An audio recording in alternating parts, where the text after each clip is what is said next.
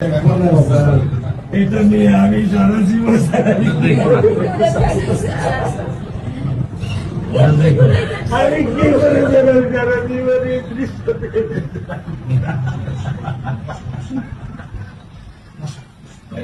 আমার এই দৃশ্য আমি কি দিয়ে পূরণ করবো? আমার বিয়ে শুক্রবারে আমার সাথে মসজিদে নামাজ পড়ে, আমি 3 ওয়াক্ত নামাজ বাসায় পড়ি স্যার, কারণ ও আমার সাথে নামাজ পড়তে পছন্দ করে। 2 ওয়াক্ত নামাজ আমি ওকে নিয়ে স্যার আমার বাসায় পড়ি স্যার। আল্লাহ আমি জানি না, আল্লাহ তো আমার একটু পরীক্ষা ফেলেছে। এই দুঃখ এই কষ্ট মৃত্যু ছাড়া আমার আর কোনো শেষ নেই স্যার, আর কোনো শেষ নেই স্যার।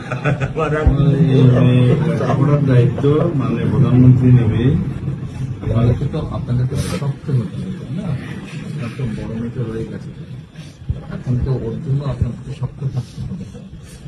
স্যার সত্য কথা, আমি যখন ওকে ভ্যানে পাঠাই আমি খুব ভয় পাই। আমি কালকে বলে দিছি যে আমি আর ভ্যানে দিব না, তুমি প্রতিদিন ওকে রিস্কায় নিয়ে যাবা, রিস্কায় করে নিয়ে আসবা। আমি ক্লান্ত স্যার, 10 বছর বয়স থেকে স্যার অবহেলা পেতে পেতে পেতে পেতে স্যার আমি আর নিতে পারতেছি না স্যার।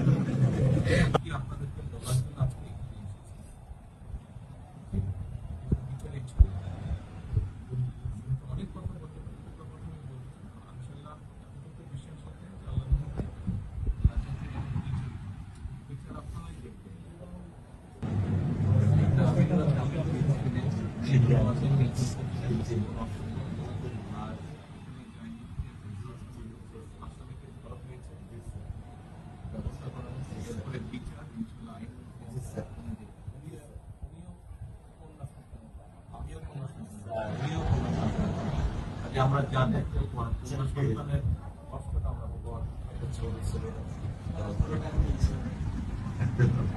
স্যার কিছু বলে করেন না, আমি শুধু আমি মেয়ের বাবা, আপনিও স্যার একজন মেয়ের বাবা। শুধু একটা দৃশ্য আপনাকে স্যার দেখাবো, আর কিছু দেখাবো না স্যার।